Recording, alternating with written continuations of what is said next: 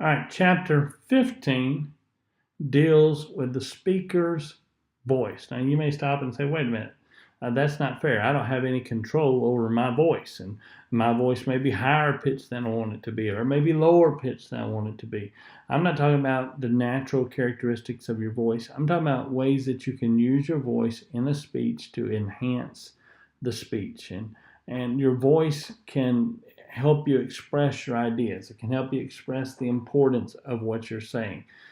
People can sense in your voice how you feel about a subject. They can sense how enthusiastic you are or how emotional you are just through the quality of your voice. And so your voice can enhance your speech. First of all, let's talk about pitch, because the pitch is the thing that you don't have an inherent control over. Your voice has a pitch, and believe it or not, the pitch of your voice does affect the way that your speech is received. The highness or the lowness of your voice, that's your pitch. And some pitches are more perceived better than other pitches. Lower pitched voices are stereotyped as being more mature and stronger, and higher pitched voices are stereotyped as being helpless and nervous and tense. Now you may say, Brother McCall, I don't have any control over that. My voice is what my voice is, and that's true. But when you speak from a relaxed point of view, whenever you're not worried about it, whenever you're speaking through a comfortable subject, you automatically lower the pitch of your voice. And so comfort with your material, that comes from practice, that comes from good study and good preparation, lowers the pitch of your voice. Whatever your natural pitch is, you sound more authoritative and you sound more conversational, and your audience is more apt to receive what you're saying if you're not nervous about it. Nervousness translates into the pitch of your voice, and you can be nervous without showing that you're nervous. And the way that you do that is by practicing. Another thing about pitch is that changing pitch enhances the message. So you want to make sure that you are changing the pitch, that you're not speaking in a monotone. Sometimes you want to go up and sometimes you need to go down. And as you change the pitch, you change the mood of what you're saying, and you change the way that your speech is received. And more importantly than that, you gain the interest of your audience. People start paying attention better. Another thing that you can control about your voice is the volume, the loudness or the softness of your voice. That's a vocal characteristic that affects the way your speech is received. You may stress or emphasize specific words and ideas by using volume. Sometimes you drive a point home by getting real loud and bearing down. But there are other times that it's more effective to bring a point home by suddenly speaking really softly. And as a speaker, you've got to learn to discern when those different rhetorical devices are going to be beneficial to you and employ them. Whatever you do, don't give your speech in one monotone, single volume level in a boring way of talking. Vary your pitch, vary your volume. Another thing you can vary is the rate at which you speak. Rate is the speed at which words are spoken, and most people speak at a rate of 125 to 175 words per minute. If you speak faster than that, you may give the impression that you're trying to hurry through and finish what you're talking about and get done with a speech in record time. If you speak slower than that, you may give the impression that you're not sure what you're talking about, that you lack confidence. But if you speak at the right, at that what is your average conversational tone, your conversational speaking delivery rate, then your audience senses that you're not nervous and that you're not in a hurry, and they pay more attention to what you're saying. Now, you need to be able to vary the speed, just like you vary your tone, just like you vary your volume, you vary your speed to make points. Sometimes you slow down, and you express thoughtfulness and concern with a slower method of delivery. Other times you speak faster and your pitch goes up and your volume gets louder, and you convey a sense of excitement or a sense of urgency or a sense of eagerness. You do all of that through your pitch, your volume, and the rate of delivery. All three of those factors matter. Now, there's something that every speaker, every student of public speaking needs to learn. And I find this every time I'm dealing with new people learning to give speeches in an effective way. They've never been formally trained to give a speech.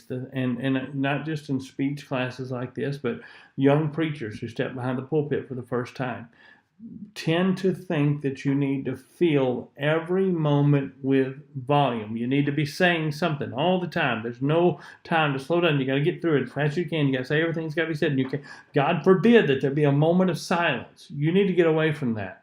You need to learn the power of a pause, because a pause can be powerful. See what I did there? Changed everything simply by pausing. So pauses are used to emphasize an important idea. Pauses are used for dramatic effect. They give the audience a chance to reflect on what was just said, or they may signal the end of a thought. Learn to use a pause. Pauses can be powerful. If you're going to open your speech with a rhetorical question, you should pause before the question. And you should pause after the question, isolating the question and putting it into the mind of your listener. If you're getting ready to make an important point, you may pause before you make the point. And if you're talking at a regular clip and all of a sudden you stop, people stop looking, well, why did he stop talking? Then you deliver your point, and it gets your idea across in a more effective way. You may pause when you're transitioning from one point to another, when you're transitioning from one part of the speech to another part of the speech. You need to learn the power of a pause. The next time you're watching or listening to a skilled preacher preach, somebody that you respect, that knows what they're doing, that is able to deliver a thought effectively, watch the way they use their tone of their voice, the pitch, the volume, the rate, and the absence of their voice, the pause. And watch how they use all of those things to enhance their message. That's what you have to learn to do.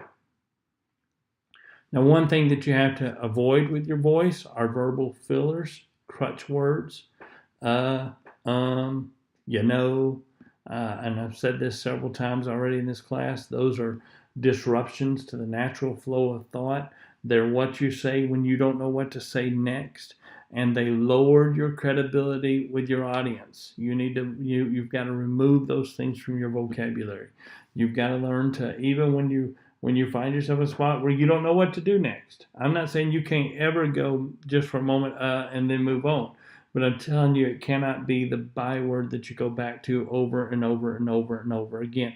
You've got to learn to think on your feet. You got to learn to be a little bit impromptu, a little bit off the cuff, and fill in from whatever you were saying previously until you find where you are in your notes and are able to move on with what you're supposed to say next. Another thing that you need to be aware of is articulation and pronunciation. Articulation is the way in which individual sounds are pronounced. I will tell you right up front, this is an area where I often fail. I have been gifted by the grace of God to be born and raised in the southern United States. I'm a southern boy through and through. And because of that, I have a lazy southern drawl. And I don't always enunciate every syllable. I don't always say everything crisp and pronounce things quite. Sometimes I get lazy. That's what it is. It's a lazy drawl. Sometimes I get lazy and just don't finish pronouncing a syllable. Don't finish pronouncing a word and just move on as if I've said it. And I catch myself doing that, but it's hard to stop it in the moment. And so articulation is very important. It makes you sound more educated. It makes you sound more authoritative. It makes you sound like you know what you're talking about. and it makes your audience more susceptible to your message. So learn to enunciate and articulate the different words that you're saying. And then pronunciation. Pronunciation is the way a word is said. And believe it or not, there is a correct way to say every word. Now, I understand some say potato and some say potato, and it may depend on what part of the country you're from, whether you say tomato or tomato, and I get that. But there is a correct pronunciation. Listen, I've heard this in several speeches already. I don't want to hear this again. Don't say, I may not have said that right.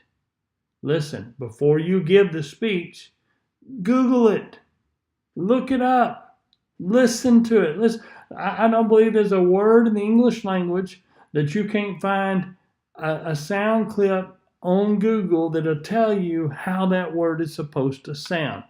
And then write it out. When you write it out in your notes, if you don't know how to pronounce it, don't spell it the way it's supposed to be spelled. Yes, I am telling you to misspell it on purpose. Write it out phonetically. Write it out by sounds. And listen, I do this. I do this whenever I'm dealing with a lot of Bible names in a sermon, and I know that I'm going to mess this name up. And sometimes I don't do it, and I wish I had done it. It really does matter that you say it the way it's supposed to be said. So take the time to find out how it's supposed to be said, spell it out phonetically, write it out in such a way that you're going to be able to say it the way it's supposed to be said, and then pronounce it properly. Your audience will respect you for it.